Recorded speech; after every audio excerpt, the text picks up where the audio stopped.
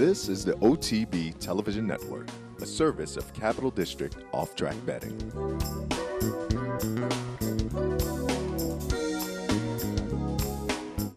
Princess of Silmar ran like a champion this afternoon.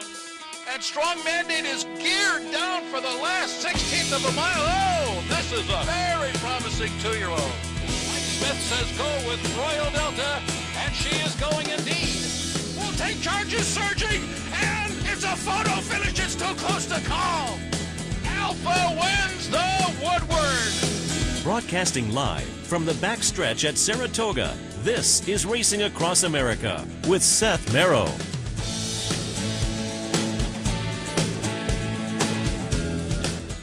Good morning and welcome to Racing Across America live from the Saratoga backstretch. You may have caught a horse just went by us as we came on the air. We're right in front of the Clare Court where horses work out in the morning. We're looking in front of us at the 7 furlong chute. Always great to be back in Saratoga.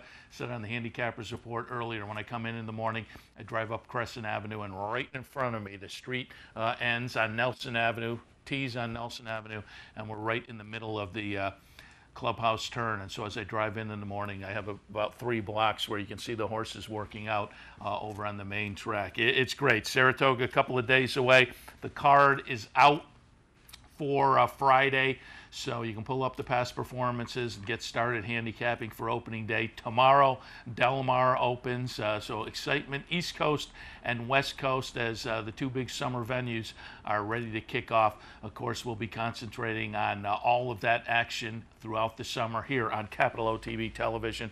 Tune in the mornings for Handicappers Report, Racing Across America, Down the Stretch with Mark Casano, Loose on the Lead with Steve Bick and myself. The morning programming here on Capital OTB TV promises to be as good as always, if not better, because every year we're striving for improvement.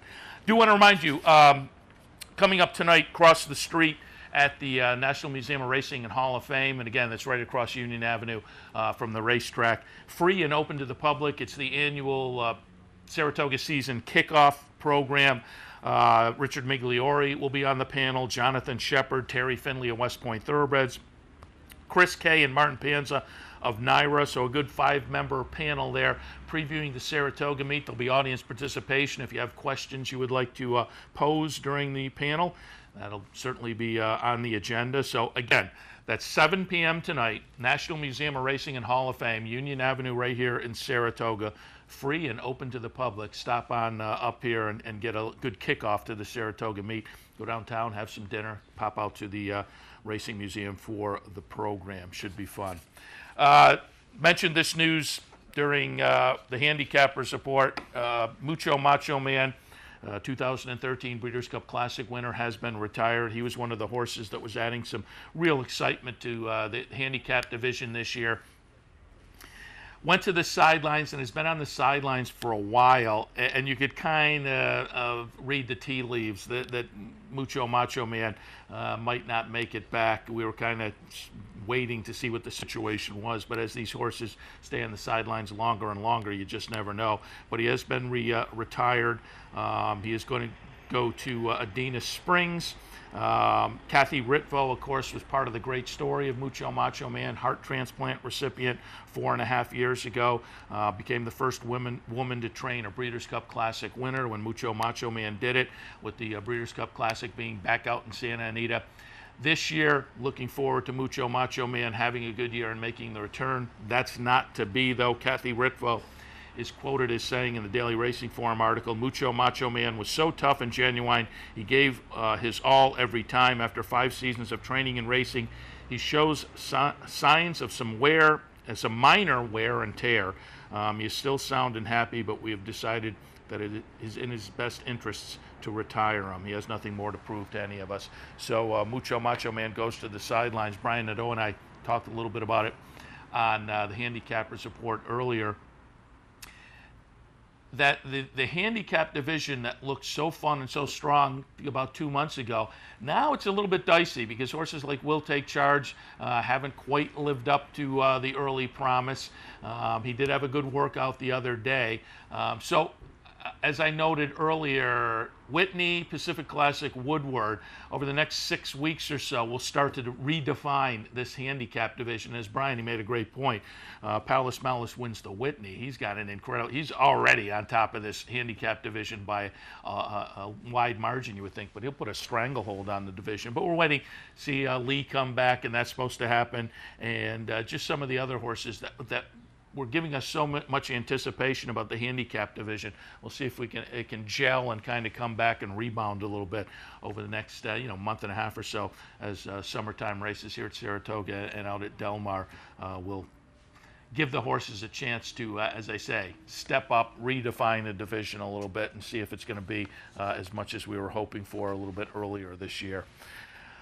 Another race that is going to attract a lot of attention now. It was announced earlier this week that Untappable will take on the boys in the Haskell. I said within the last couple of weeks, love to see her up here in either the Coaching Club American Oaks or the Alabama, but if she decided, if the Connections elected to go down to the Haskell, that was going to be very exciting just from the standpoint of a fan, because Bob Baffert has mentioned Bayern will head out that way off of his big win in the Woody Stevens. He'll be very exciting down at the Haskell. Well, after the workout right here at Saratoga on Monday, Steve Asmussen and the team announced that, yes, Untappable will face the boys in the Haskell. Should be interesting. Asmussen was quoted after the workout saying, "I was very pleased with her. She breezed extremely well. Weather permitting, we'll breeze her again next Monday, and then plan to ship to Monmouth either Wednesday or Thursday of race week." Asmussen also confirmed that Rosie Napravnik will be on board for the Haskell. Of course, she's coming back from an injury, and the word is she's looking at perhaps opening day here at Saratoga for the return. But she's been on track working horses. She was on board Untappable for the Monday work. She was on the sidelines, of course, with the injury when Untappable won the Mother Goose. John Velasquez was on board that day, but Rosie Napravnik scheduled to be back on board when Untappable faces the boys in the Haskell. She worked Monday 101.1, and they got in touch with the folks down at Monmouth and said, "We're coming." Also scheduled to be down there, as noted, Bayern, Social Inclusion, Medal Count, Wildcat Red, General A-Rod potentially going, and then some horses who over the past few weeks have had some success down there in essentially prep stakes. And that includes Irish You Well and Albano, winners of the Long Branch and Pegasus, respectively. So it's shaping up to be a really, really fun event down there in the Haskell. I said it earlier, a couple of weeks ago on Racing Across America. Up here at Saratoga, typically the Travers is the marquee event, but I think some of the other divisions are just so interesting, particularly that handicap division this year, that I think the Travers will be fun, but with shared belief in California Chrome sticking in Southern California, it may not have the punch that it would have in other years, but that is going to be mitigated again by the return of Wise Dan, the handicap division, and some of these other divisions. But it's going to be a fun race, and I think that is shown by how fun it looks like the Haskell is going to be. I think we're going to wind up with a field up here for the Travers, obviously Tonalist, looking at the Jim Dandy, and the Travers potentially. You would think Kid Cruz is floating around out there. So it's, again, with the two most interesting 3-year-olds being California Chrome and Shared Belief, we're probably not going to get to see them, but I still think we're going to have a very, very interesting Travers. And hopefully it'll shape up something in the intrigue category, the way the Haskell is shaping up down at Monmouth. Since we last saw you, again, we have been off the air as we moved our equipment up here to Saratoga, been off the air as far as the morning programming on Monday and Tuesday. All the afternoon racing and whatnot was still there. But since we last saw you, they wrapped up the spring-summer meet down at Belmont. Javier Castellano, Irad Ortiz wind up tying with 51 wins each for the title. Ortiz grabs the last race of the meet to get that tie for the jockey title. Joel Rosario finished third, up on top Castellano and Ortiz at 51 number of winners, and Joel Rosario third with 42. Jose Ortiz finishes fourth with 41. The Ortiz brothers just riding very, very well. On the trainer side, It was Todd Pletcher over Chad Brown, 28-24. Christophe Clement finished third in the trainers category, and Michael Dubb winds up to be the leading owner at the spring-summer Belmont meet. So just wanted to wrap that up again. We were last in here doing morning programming on Sunday morning, and the Belmont meet wound up on Sunday afternoon. Just wanted to take a look at a couple of races. Normally on Racing Across America, we'll review over the course of the week some of the major stakes races. Talked about these when I was in via phone with my partner Steve Bick on Loose on the Lead on Sunday, but if you didn't get a chance to watch the weekend programming, I did want to review at least a couple of stakes races from this past week, and we will kick things off looking at the Delaware Handicap from Saturday. Of course, Princess of Sylmar was attracting all the attention there. Princess of Sylmar went off at 1-5 as we watched the stretch run. Princess of Sylmar will be the number 6 horse. Top of the stretch, you think she may get swallowed up and not even hit the board. Bel Galante goes out and sets some very reasonable fractions, 24 and change, 49 and change, 113, and at 1.25 miles, again, if you set the easy fractions, and a lot of times at the distance, horses will let you do that. You can just go on and get it done. Bel Galante does upset at 6-1. And again, we'll watch the stretch run of the Delaware Handicap. Bel Galante being the number 1 horse. And as I note, as they turn for home, you kind of get the feeling that Princess of Sylmar is going to get swallowed up. But about mid-stretch, she kicks in and does get up to run second at 1-5, but certainly that was a surprise to see Princess of Sylmar wind up getting beaten down in the Delaware Handicap on Saturday. We'll see what's up next for her and if she rebounds out of this race, because again, she is the number 1 horse, and she is going to get up to be second, as you see there. So we'll, as I say, see what's up next. The pace certainly, as I noted, wasn't playing into her, so there was certainly an excuse, but we'll see what's up next with Princess of Sylmar. Move on now. Before we go to the break, I just wanted to show a horse we've talked about plenty of times here on Racing Across America over the past year or so. The Venerable Ben's Cat, trained by the Venerable King Leatherberry. Ben's Cat in the Parks Dash down at Parks on Saturday winds up going over the $2 million mark, and Ben's Cat, 8 years old. And this is a repeat win. Ben's Cat will be the number 9 horse. And Ben's Cat, again, this you can see sitting on the outside now, this far outside, about sitting in 5th position. And boy, when the afterjets go in, and I said it when I talked with Steve Bick on Sunday via the phone, I said, as they come under the wire, I was just laughing when I watched the replay because, you know, this was a chore. On the far turn, he had all kinds of work to do. When we picked it up going into the stretch, it was still not a done deal. But this 8-year-old, boy, he's just a win machine. And when he turned it on, Ben's Cat got it done, again, repeating in the Parks Dash to go over the $2 million mark. Ben's Cat, King Leatherberry, exciting down there at Parks on the weekend. So again, a couple of the stakes races that were worth taking a little bit of a look at on a good stakes weekend last weekend. All right, we're going to head to our first break. When we come back, it's going to be Tommy Bellhouse from West Point Thoroughbreds. They had a nice stakes winner over the weekend. They won the New York Derby. We'll talk a little bit about that, some of their other recent winners, and what they have planned for Saratoga during this 2014 meet. A little bit later on, we're going to be joined by Hans Thiessen, who technology is getting into all assets, all parts of our life, and got a new app out there floating around. If you're coming up to the Saratoga meet and you search for a parking space, we may have the app for you. Stay tuned. All of that coming up as Racing Across America continues. Most horse racing websites are just too much clutter, too much to navigate through. Next time, log on to CapitalOTB.com. Our newly designed website is easier than ever to use, with all the information the professional horse player needs. CapitalOTB.com. I got it. Watch me. I got it. Hey! I got something that makes me want to shout. I got something that tells me what it's all about. I got a move that tells me what to do. If you don't, brothers and sisters, then you won't know what it's all about.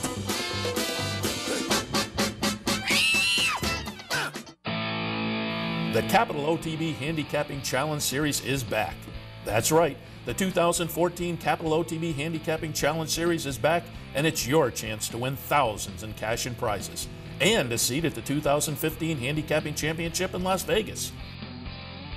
This month's contest is the Saratoga Classic on August 9th. So sign up today, online at capitalotb.com, or stop in at the Clubhouse Racebook. Using CapitalOTBBet.com is as easy as 1, 2, 3. 1. Simply log on with your username and password from the homepage. 2. Fund your Capital OTB account through our Easy Money, Green Dot, or Visa MasterCard options. And 3. Place your bet on one of our 3 easy-to-navigate wagering platforms, Capital Bet TV, Capital Bet Express, or Capital Bet Pro. CapitalOTBBet.com. Log on today. I'm Jeff Carl. Join me Saturdays and Sundays at 9 for the Handicappers Report. We'll handicap the top tracks across the country and help you prepare for the weekend in racing. That's the Handicappers Report, weekends at 9, only here on the OTB TV network. This is Racing Across America with Seth Merrow.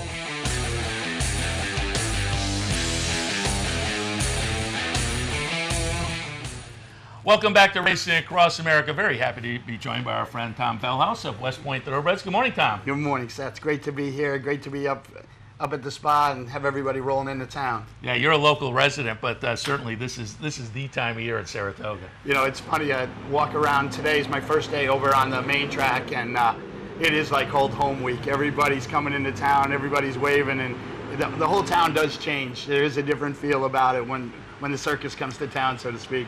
And that's what I always say to people. Saratoga, you know, horse racing fans all across the country, the world, look at Saratoga as a special meet. You get a lot of people here. It's quality racing. But I always say, if you haven't been here, it's way more than the racetrack. It's the city. That's what makes it fun. All the local media covers the racing. You go to a local restaurant, the people at the next table are talking either about the double they hit today or the one they're going to play tomorrow. That's what makes it special. It really is. And, you know, it's funny. I use the analogy for people. If you are a baseball fan and you go to Cooperstown or live in Cooperstown, you know, the Capital District in Saratoga, until you actually are up here or live up here, you don't realize how the whole region gets engulfed in Saratoga. I remember when I was brand new up here about 10, 12 years ago, a local restaurant down in Clifton Park, the waiters and waitresses had a call-in account, a Capital OTB account, and they had Channel 12 on. I'm going, this is my kind of town. And that's the truth. As I say, that's what makes it special up here. It's not just the track itself. You go out, you're sitting at the Victoria Pool, the guy next to you's got a racing car. Absolutely. Yeah, that's beautiful. If you're a horse racing fan, that's what it's all about.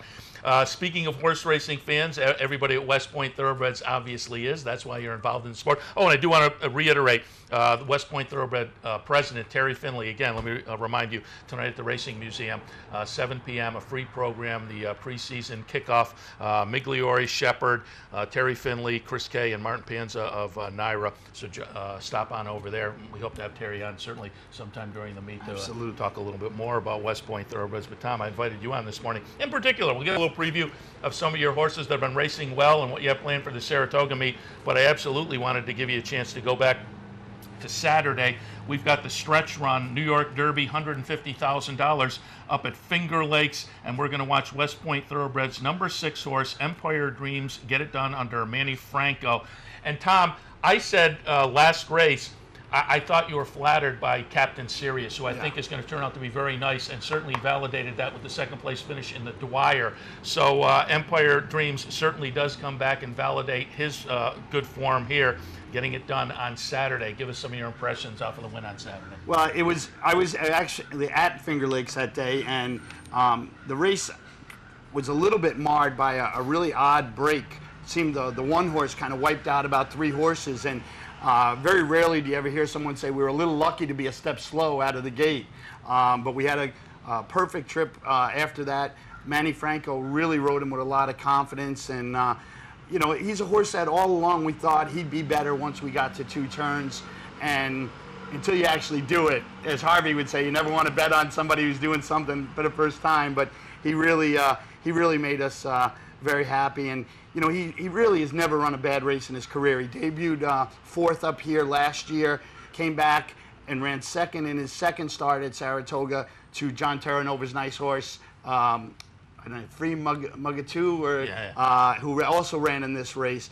So, you know, we're hoping to go to the Albany if everything goes well and have a shot for the big money. And I saw Mr. Hushin right over by the Gap this morning, and told him how congratulated him on Captain Sirius's effort and hoped he would stay in open competition. So I was going to ask, did he give any hint?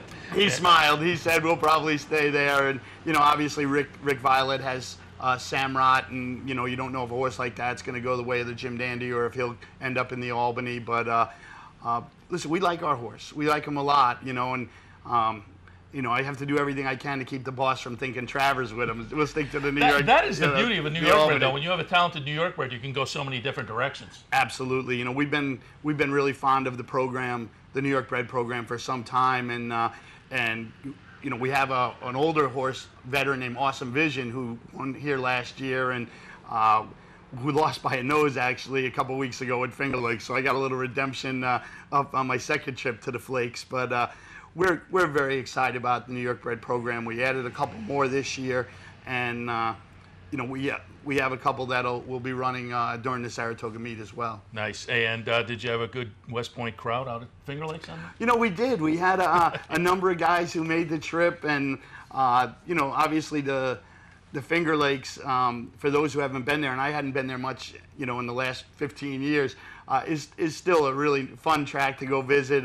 Very reminiscent, actually, the layout of when it was built. It reminds you a lot of Aqueduct with the big grandstand and such, but beautiful simulcast area where we took up residence and nice lunch, and we had a great time. And we had Tony Kalos a regular with us, and he's a character. We hope to have him sitting in here. He's coming for a Saratoga visit next week, so we'll hope to have him on board as well. And as you noted, the #1 horse who we saw in the video ran second, Fox Rocks. There was a DQ there.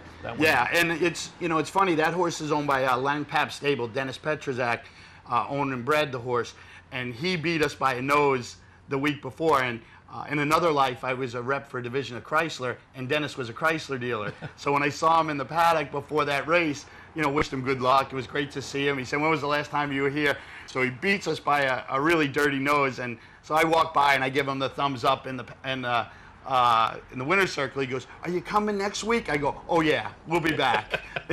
You beat us for the 50, we'll get you for the 150. It all comes around in horse racing. I want to touch on some of your other recent good performances. Go back to Delaware on July 10th. It was a maiden special down there for 2-year-olds, and you debuted a runner down there, Cleveland Sound, a son of More Than Ready. I thought this horse was a little bit interesting. Being a son of More Than Ready, I thought there was some nice, potentially precocious breeding there. Horse gets away at a nice 4-1, and we're going to watch the #1 Cleveland Sound get it done. Graham Motion, Angel Serpa. You got a nice, again, this was a debut win effort. That's always impressive. What's up next for Cleveland Sound? You know, it's this race, you never, looking at the breeding, you just like you said, More Than Readies are always precocious. We bought them at the Fazig Saratoga sale, have huge hopes for the horse. That being said, Graham almost scratched because he didn't want him to break from the rail, and he says, you know, he's going to be long. We need he's going to be a turf horse probably. We need to go long. So this race internally is forever known as the race Tom Bellhouse did not make $1 on. So even when you know, you don't know. But we really, a couple of things are being bannered around. I know Graham is really has indicated a preference to maybe go to Del Mar with him on the synthetic, because he trains at Fair Hill so well down on the synthetic. Maybe the with anticipation later in the meet, going longer on the grass. I still think his future will probably be on the grass, but I can't tell you how wonderfully surprised we were to have him debut like that. Yeah, and as I say, a debut win is always impressive, and even more impressive when the team's kind of iffy about it. It's a good thing I didn't talk to you, because I did make a couple dollars on the race. If I hadn't talked to Graham, I would have done very well. There was a $200 exacta that I just sat there pounding my head against the desk. But listen, to have a horse debut like that at 2, and on the replay, I think it's hard to tell in the stretch, but early in, Angel Serpa just gave him a lot of rein. You know, Graham had told him, don't expect too much, just get him and get him a good trip, and he just didn't stop. His natural, you know, instincts took over. So we're very excited by him. Obviously, as a Saratoga guy, I'd love to see him here, but Graham does pretty good with placement. Yeah, particularly the last couple of months, he's been on a little bit of a roll too. So. Well, he had a couple. If you remember on Belmont Stakes Day, he had that horrible beat on the turf. Yeah. And when a guy's clicking that good and they're running that good, it's just a matter of time. And then all of a sudden, now he's rolling nothing but sevens. So. All right, so that was Cleveland Sound. Now let's take a look going back to July 3rd at Belmont and get some of your thoughts. What's up next for Tiz Now for America? We're going to watch the stretch run. It will be number 6, Tiz Now for America. Getting it done, beating Kulusiv. Kulusiv was the 9-5 favorite. Tiz Now for America was 3-1. Javier Castellano, Tommy Albatrani, 4 West Point Thoroughbreds and St. Elias Stable. And Tiz Now for America is interesting to me because clearly the early career up at Saratoga showed some nice promise. 3rd in the debut, won the 2nd start. Then you guys got a little ambitious, and then Stakes Company wasn't doing so well. The 3-year-old comeback was a 4th place finish in Allowance Company. But the 2nd start of the year, which we're seeing right here, gets the win. What's up next for Tiz Now for America? Well, it could be the Amsterdam. We'll see. You'll see how he come out when when a horse runs that huge an effort off second off the layoff. Obviously you're always a little concerned about bounce and things like that. I would say Tommy seems really bullish. This horse, he ran at Saratoga last year on his debut. He lost to, if you remember the horse, In Trouble, the nice Anthony Dutrow horse. Javier got off him and said this horse is going to be a star. And it was like the highlight of the meet because things hadn't been going that great and it was really good. He comes back, breaks his maiden on closing day, and then ran 2 really subpar races. And, he had a little bone bruising. We sent him for scintigraphy. He lit up a little. We gave him some time off. He come back, and he kind of was getting the moniker, trains like Tarzan, runs like Jane, around the barn, that he just trains so good that Tommy was a little concerned. But coming 2nd off the layoff, he really ran a nice race. He's a Tiz Now out of Boston Harbor, so you think distance, but, it may just be he's a sprinter.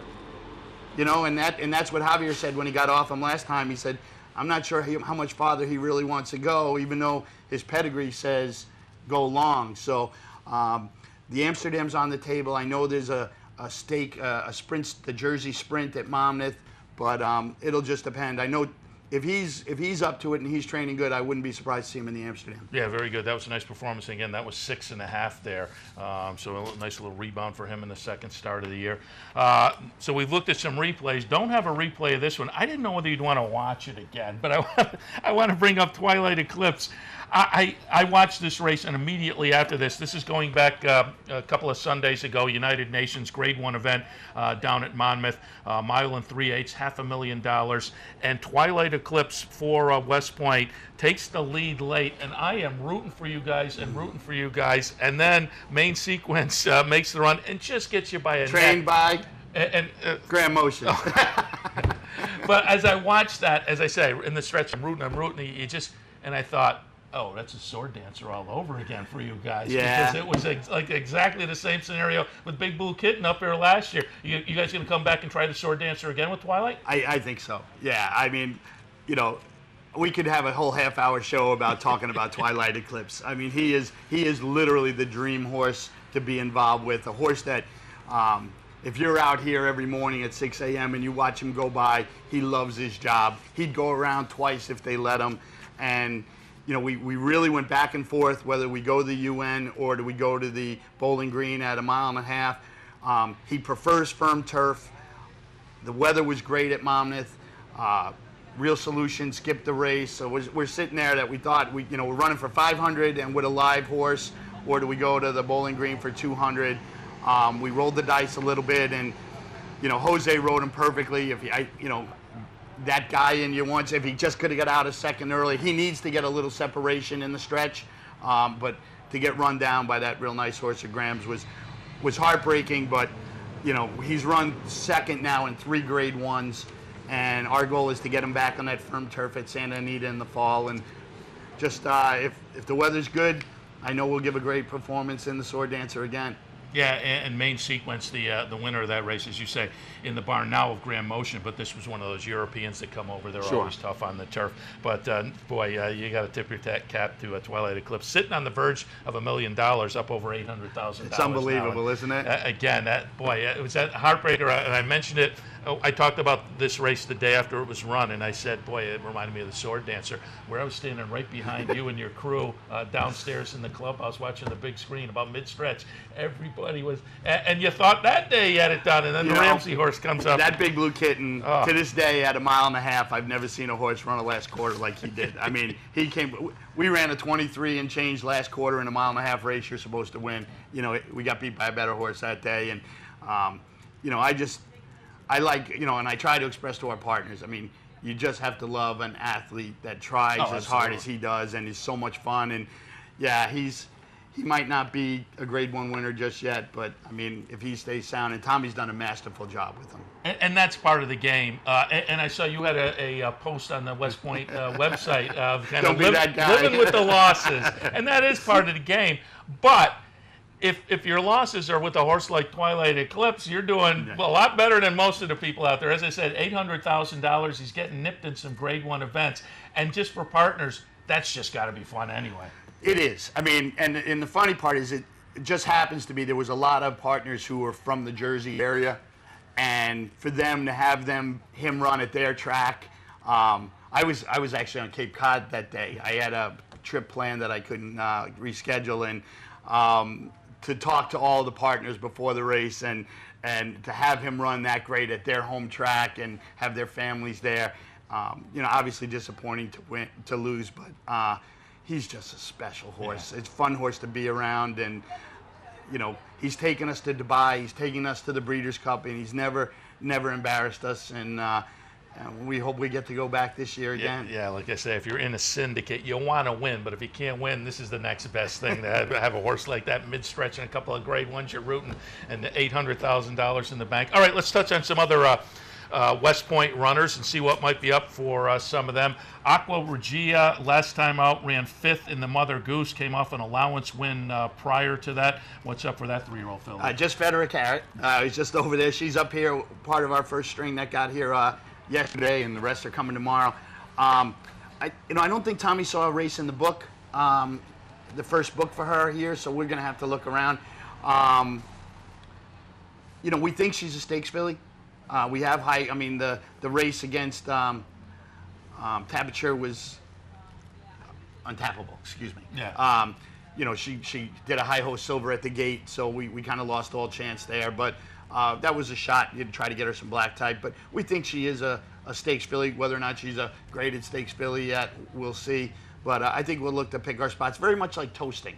She reminds me a lot of Toasting, that on her day she can compete with anybody, and you just got to manage her as good as you can. So. All right, we'll keep our eyes open. Quality Lass ran last in the Monmouth Park Classy Briefcase, ran a disappointing 8th there, but prior to that was on the synthetic over at Presque Isle, won the Satin and Lace. So she's a horse that certainly is capable of competing. And actually, she ran great in the very one on Black Eyed or Preakness Day with down at Pimlico off the layoff. So we're going to point her towards the Turf Amazon at Parks. That's her home base. It's 5 furlongs. That's really her bailiwick. Whether or not we can find a race between now and then, we'd like to, find a race to keep her tight. But five furlong races for fillies isn't ideal. Yeah, it's interesting. You say based on the Parks, Guadalupe Preciado. We've talked about Aqua Regia, Tommy Albertrani. We talked about Graham Motion. You spread the wealth. Well, we try to. Tommy's our main guy in New York. He has the lion's share of our horses on the East Coast. Graham Motion has about 8 or 9 with us. Lupe at Parks is just done a tremendous job, and if you get a chance to look at the PPs on Quality Lass, showed glimpses of talent up at Woodbine early in her career. Was a tough filly to handle and just kind of got lost for about a year. We shipped her down to Parks, and she's done some work, and he's done magical things with her, and he's a great trainer. I mean, people say Lupe Preciado and his brother Ramon, you say, oh, those guys at Parks. If they were here, they'd be household names because they're that good. Yeah, that's going back to the old Russell Base thing, too, out in Northern California. People are like, oh, you win at that percentage. I don't care where, you're going to transfer your talent. All right, let's talk about some of the couple of more high-profile horses. You had a couple of really nice 3-year-olds early this year. One of those Commanding Curve, who, of course, a really nice second in the Kentucky Derby. Again, if you're not going to win a race, that's pretty good to run second in the Kentucky Derby. We won the New York Derby, though. Yeah, there you go. You got a Derby on your belt, but that performance in the Kentucky Derby, a lot of fun, very impressive. Followed that up in the Belmont Stakes, not so impressive there, but what might be up next for Commanding Curve? Dallas, Commanding Curve's here, and I think Dallas rolls into town today or tomorrow. All indications it's either going to be the Curlin or the Jim Dandy. I'm thinking he's leaning towards the Curlin. They're back-to-back days, I think. Yeah. I'm not positive on the schedule, but one or the other. First gut would tell you I think it's going to probably be the Curlin. All right, and another 3-year-old that is set to go opening day, ring weekend, the winner of the Tampa Bay Derby. Followed that up running second in the Calder Derby, which was kind of a unique spot to maybe prep for the Kentucky Derby, but the second place finish there shoved you over to the Preakness, ran 5th that day. And then last time in the Pegasus, didn't finish that race. What was the story? I don't know. I think Graham doesn't know. We got him back to the barn. He was out there. He was on the pace. He was winging. Yeah. I mean, he was winging. They went very, very quick. I don't have a good answer for you. I know the partners have all asked me. Basically, that it wasn't his day. Graham got him back. I thought after watching the race, we'd probably put him away and give him the summer off. And Graham just said he's training like a monster. He's eating up everything in sight. I guess you just have to draw a line through it. We're coming back on the turf in the Surcat on Friday on opening day. Looks like a great spot. I thought he ran great in the Preakness. I thought he gave the Preakness a great effort in the Preakness. So I really don't know what to expect. I'm excited by the horse. I always thought he would be better late in his 3-year-old season. He was always a little mentally immature. That was why he was gelded. But he came to hand in the Tampa Bay Derby, and he kind of got thrust into the spotlight. And, I always thought he'd be a 3-year-old fall horse. So we'll have to see. I mean, we're optimistic, but I'd be lying to you if I said I had any clue with how he's going to run. And that's a great point. That's 2 derbies for you this year. The Tampa Bay Derby, the New York Derby. And that was a nice win in the Tampa Bay Derby. Santino got on and did a little something different, went to the front end and took him all the way around. So and he knows that track for sure. Yeah, absolutely. If you're going to have somebody ride, that's who you want. There are a couple of 3-year-olds we'll keep our eyes on ring weekend on opening day. Commanding Curve looking for one of the stakes sometime in the meet. Also wanted to get some thoughts on 3 Alarm Fire. 3 Alarm Fire debuted last Friday. It's a horse that we bought as a yearling. It's a Pyro. I think it's probably the only Pyro I've seen in America. Had some issues as a baby. Gave him all the time. He was down at Kilpelzer's farm at Kirkwood Farm there in South Carolina. We got him up with Tommy, and from day one, Tommy has had that. Tommy doesn't say much. He's pretty quiet, but when he gives you the, then you know. And I'm looking. We have a filly running on opening day named Ring Knocker, who we've been very excited about. And she worked with another filly, and one day, 3 Alarm Fire went flying by both of them unexpectedly. And I go, well, how'd my filly go? And he goes, the other one went better. I go, who's the other one? And so he's been very high. As you know, Tommy's not well known for first out runners, but ran an amazing second to a real nice horse at Belmont last Friday. And, he's one of those that we think, you're going to walk into the paddock at Saratoga being 8-5, and you're just hoping you're not seeing a Todd Pletcher Stone Street 4-year-old who is $5 million that, all of a sudden shows up for the first time. But we're very excited, and if he stays healthy, I think he'll be a horse that you'll know a lot about by the end of the summer. And certainly, as we've talked here, you're going to have plenty of runners, and the partners will get up and have some fun. But that is Saratoga. You never know when you enter a race what other monster is going to be in there. Well, it's funny. You have goals going into the meet as far as how many people you'd love to have out and how many horses you'd like to run.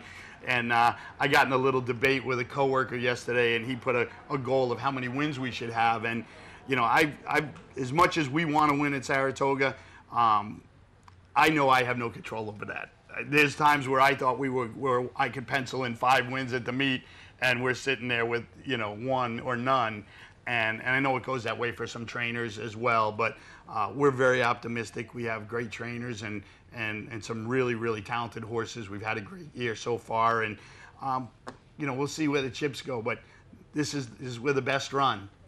No offense to my friends at Del Mar. This is where it happens. Yeah, it's going to be a lot of fun. So look for the gold and the black silks with the star on it. West Point Thoroughbreds. Again, we'll try to get Terry in here certainly during the meet. You can catch Terry Finley, president of West Point Thoroughbreds, on the panel tonight at the preseason kickoff over at the Racing Museum, and they'll take questions. You can ask questions of Terry about becoming a member of the West Point Thoroughbreds partnership. And if you see Tommy around, you can ask him to during the meet, because you're banging around all the Seth knows when our horses run, we're underneath the clubhouse at the big screen. So you always can find us there and come by and say hello, and we're hard to miss. Tom, it's been, as I say, Tampa Bay Derby, the New York Derby, the performance a couple of weeks ago by Twilight Eclipse. It's been a really fun year for West Point. We certainly hope all the best for you at the Saratoga meet over the next few weeks. So good luck, and we'll talk to you again. Thanks, buddy. All right, Tom Bellhouse from West Point Thoroughbreds. We'll take our next break. When we come back, Hans Thiessen. As I said, if you're heading up to Saratoga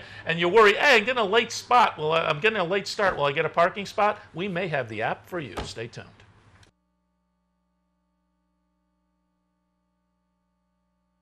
America with Seth Merrow.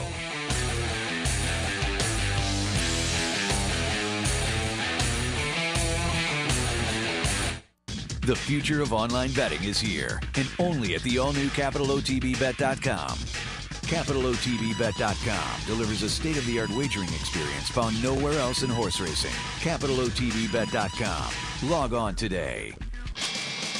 Summer at Saratoga, and there's no better place to watch all the racing action than right here on OTB TV. Each morning, the Handicappers Report brings you selections and analysis from our professional handicappers. Then stick around as the biggest names in racing join us live from the backstretch. The top trainers, jockeys, and racing personalities all share their unique insights and observations. For more than 20 years, there's been just one place to turn for unparalleled coverage of the Saratoga Racing Meet: Capital OTB and OTB TV. Fascinated by the world of horse racing?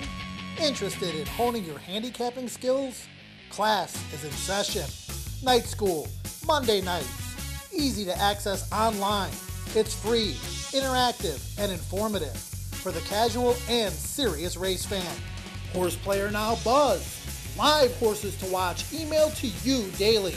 Our eyes, your prize. Night School in the Buzz. Visit horseplayernow.com for details. Funding your Capital OTB bet account is as easy as 1, 2, 3. 1. Easy Money. Clearly the fastest and easiest method of depositing funds into your account. Make deposits or withdrawals in just minutes. 2. Green Dot Money Pack. Gives you instant access to your funds. Green Dot Money Packs are available at thousands of retailers nationwide. And 3. MasterCard Visa. Simply click on the link from the funding page, enter your account information, and fund your account. CapitalOTBBet.com. Log on today. Hey race fans, head down to the all-new Clubhouse Racebook.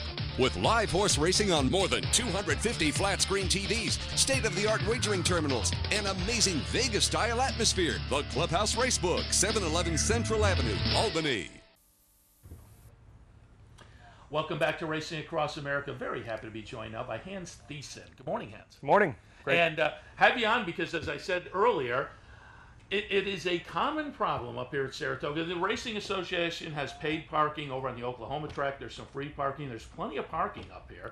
But you get a late start someday and you're worried, oh, how far away am I going to have to park? And all the, of course, the neighborhood folks, they're parking on their lawn or whatnot. So there's plenty of parking available. But yeah, you get a late start or you just want the peace of mind.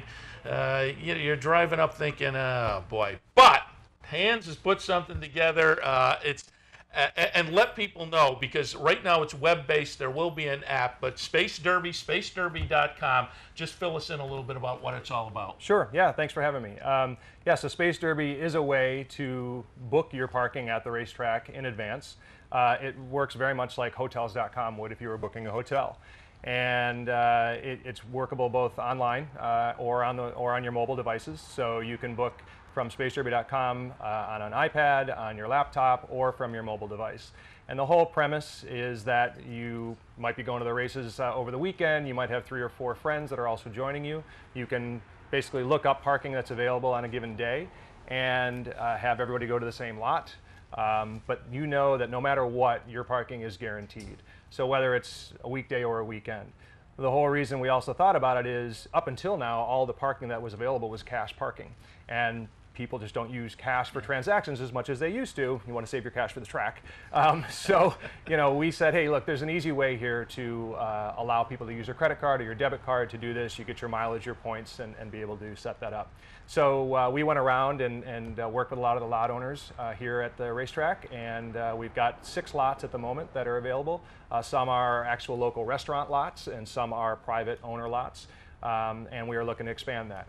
So it's a great platform, both in terms of the user base that can pre-plan where they're going to park and know exactly where they're going to be. But also it's a way for some of the local lot owners to promote themselves because they get to list for free. We don't charge them to list. We make our money off the transaction itself. And so therefore it's a very open platform for people to take part. And you talk about you make money off the transaction, but there isn't a big difference between what somebody would pay going in and parking on their own and going through you, is there? There's not. It's a couple bucks, and in some cases it's the same. It just depends on the day and the race. The owners themselves set their pricing, and we just add a couple bucks for our fee. But the benefit there is that not only is it not an extreme difference at all, but also people who park with Space Derby also get incentives and bonuses for doing so. So I'll give you a couple of examples. We have 2 restaurant partners where they provide parking, which happen to be right next to us, which is the Horseshoe Inn and Mexican Connection. If you park there, you would get food discounts if you then show your Space Derby parking pass to the waitstaff. But any of the parking lots that you park in, you also have other incentives. In fact, Horseshoe and Mexican Connection, also Jacob and Anthony's downtown, will honor your mobile parking pass when you go into their restaurant, and they will give you a discount for your food. There are also local retailers who are putting incentives as well. One of my favorite, my guilty pleasure is Ben & Jerry's downtown. So Ben & Jerry's, if you park with Space Derby and go to Ben & Jerry's, they give you 15% off. So we have a kind of a rewards page so that when you book on Space Derby and you get your email confirmation, you then will see these rewards that are available to you. So yeah. And as I say, you get the peace of mind of knowing you got a parking space waiting for you when you get to the track, so that's great for the customer. That's right. But there's a certain level of peace of mind too for the folks with the lot. So you think that is the incentive for them to sign up. But you don't know how many people are going to show up on a day. But if you can get people signing up the day before or in the morning, that's great for them as well. That's absolutely true. And what we try to help the owners understand is that, number one, to your point, you never know if you're going to get a rush or not. Each morning, we're actually letting them know, hey, here's how many people have booked in your lot for the morning, so they can start to plan ahead. Some of these lots are very big lots. Some of these lots have 300 cars. Some have 50. And so, they want to understand, hey, is this going to be a big Saturday and we got to kind of designate accordingly or not? So that's right. Yeah. And if they come on, if somebody comes on the site and eventually the app, is there a map that shows them where the lots are? Yeah, there is. That's a great question. So when you go to Space Derby, and by the way, right now we are just in Saratoga. This is our launch market. There's a lot of reasons for that maybe we can get into. But when you go there, let's say you wanted to look up opening day. So just like booking a hotel, it'll say Saratoga Springs. You want to enter the 18th for opening day and search. It then will return a list of results that is a map with pricing pins. So you can look at the full gamut, and you may want to park right up in the front door, and if you want to do that, obviously you pay a little bit more, which is the way it is here normally, or you may not care. You may maybe you're going to the Horseshoe or Mexican Connection after the race, and you want to have your car waiting there for you, and you're willing to pay a little bit less to make a little bit of a 5-minute walk. You can do that. So yes, there is a map around the racetrack that shows you how much each lot is priced at for the day. And then you can go ahead and book that. And there's even further details. Each listing, each owner's listing has what we call parking features. And so you'll know if perhaps one of the locations has a restroom. You'll know if they accept mobile versus a printout. And actually most of them will accept either.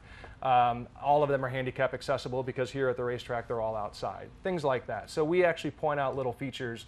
I always use the joke that if I've got a van and I've got 6 kids in the car and it's right up on post time and I'm scrambling, I may be willing to pay a little bit more and I don't have to carry all the kids all the way down the street, right? And again, there's that peace of mind that you couldn't have had before. And the example I gave is close to my heart because I'm late for everything. So there would always be the I was almost late for this, yeah. I got the late start. Am I going to find find a parking spot. And if you're in that boat too, it's a great way to, as I say, buy a little peace of mind as far as parking up here during the racing season. You alluded to it before, but you're a technology guy, but you have a Saratoga background. I do. I grew up here, went to high school here. I'm very proud to say that. I'm a big ambassador of Saratoga. I bring friends here every year. I always say I've never missed an August, ever, even though I moved off after school and worked. My family's still here. And people keep asking me now that they've heard about Space Derby and then I've come back, they're like, hey, great, so how long are you here for? I said, well, I've actually booked a one-way ticket. And so I'm here for the season. And yeah, I grew up here. I worked at the track. I actually did multiple jobs at the track. I was a breakfast waiter, I was a Pinkerton, I was what else did I do? I crossed horses. So I did a number of different, I was a bar porter when I was younger. So I'll never forget the one summer that I actually worked at SPAC as well in the evening. So I had one summer where I was a breakfast waiter in the morning, a Pinkerton during the day, and a SPAC guard at night. Those were long days, but they were fun days. So yeah, so I know the track very well, and I've always wanted to do something in or around it, and this was a great opportunity. So does that include good tips in the morning? Well, good shows at night? I've been asked, they're like, am I going to put tips on the website? I said, that probably will get me in trouble. I say, the only bet you want to know in my site is that you can bet exactly where you're going to be able to park. Okay, everything else I can't help you with. And so just fill us in once again. Right now, it's web-based, spacederby.com, so that's the website, and the apps are coming. The apps are coming. We've submitted the apps to the Apple stores, both Google and Android and Apple. So they literally could come out any day. We're just waiting for their approval. But in the meantime, yes, you can book online. You can book on your mobile device. You can just go through the mobile web to Space Derby, and it's there. Yes. So yes, all that is available. And I should mention, I know this is all about the racetrack and the program, but we actually just signed an agreement with the New York State Parks Division for SPAC. So we don't have a formal date as to when Space Derby will launch for SPAC concerts, but we know that throughout most of August and perhaps just before, if you are going to a concert in the evening, you can also use Space Derby to prepay your parking spot at SPAC. Nice. And I should say for SPAC. It's in the state park area where they park all the cars in the lawn. So we're very excited about that relationship as well. And you mentioned Jacob and Anthony's in downtown. Yes. You have anything set for parking downtown at night or anything like that? Thank you. That's a great question. Nothing set in stone. We've talked to both private lot owners, and a couple of them have sort of verbally said yes, they want to do this. It's a question of when they're ready. And the city, we've reached out to the city, and we've had some initial dialogue, but we're just getting underway there. The nice thing about Space Derby is I can turn somebody on literally in an hour. This is an open platform in the sense that if one of the new lot owners or a downtown location says, hey, this sounds great, I've got 30 spaces downtown that we're a business and they're not used at nights or on weekends, and we know that there's a parking congestion issue down in downtown Saratoga, what if we were able to list this on the site? I can do that in a day, in an hour. So it's very simple in terms of how that can get set up. Very good, and I've got a couple of minutes left. Just I mentioned you're a technology guy. Just give us a little bit of the background that brought you to Space Derby. Yeah, I've been in digital advertising for most of my career, online for 17 plus years. I've co-founded a couple of companies, probably some that you have not heard of. They're not consumer facing as opposed to business, but one that I always bring up, my last company that I was a co-founder at was Cardlytics. Which Cardlytics is a rewards platform, and that kind of gave me the incentive around talking to local rewards customers. But if any of you are Bank of America customers and you see offers in your bank account that are basically free offers based on transactions you make, that's Cardlytics. I have the dubious distinction of selling some of the first ads in your online bank account. So, but so far it's been a very successful program. But that's part of my background. And what was the light bulb moment? Because I have the Equidaily website, which is kind of the drudge of horse racing, and I say this goes back 12 years to kind of when I was an internet guy and a horse racing fan, and I was sitting at the computer one day saying, "Man, there's a lot of news out there. Well, I wish it was all in one place." And I thought, oh, okay. And what was the light bulb moment for Space Derby? It's a great one. I was on a plane, and I was flying from New York back to Chicago, where I spend most of my time, or had spent most of my time. And what happened was, I have a building in Chicago where I rent out garages, but they're not rented out full time. And I thought, there's got to be a better way to optimize this. And I will say that the way that the digital economy and what they call the shared economy has evolved, Airbnb and Uber and these types of companies, is making it more and more readily accessible for people to optimize their space, whether it's their vacation rental, whether it's their car. And I thought, this can be done with garages. And then the light bulb went off that, hey, this is great for Saratoga because I would really like to be able to plan exactly where I'm going to park. So yes, I think that's where the moment was. It was really conceived earlier this year. This was started in March, and we got from March till now, we put it together that fast. Very good. So we're excited. And if it's all right, I'd be remiss because the thing that I always go back to from Saratoga, and when I go back every August, is that I'm coming up on an anniversary with my wife, who I said to her, look, I'm going to go and we're going to do this at Space Derby. It's okay if I do this for the season. She's like, yeah, but I think I have a little bit of leeway there because we actually got engaged in the paddock.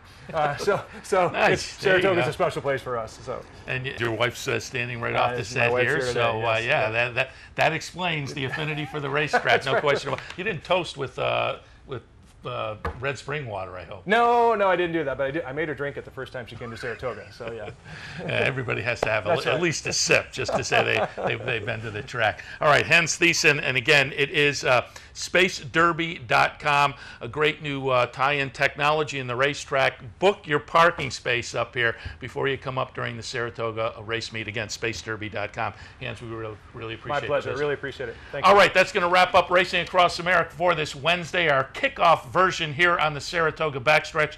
Tomorrow we'll be back again, kind of another shakeout day. Opening day comes Friday, so we're into the thick of things here for the Saratoga race meet. Hopefully you enjoyed the program this morning. We'll be back again every race day, Monday, Wednesday, Thursday, and Friday, all meet long at 10 a.m. A little bit earlier was the Handicappers Report. So enjoy the racing this afternoon. Let's cash a few tickets. We'll see you again tomorrow morning.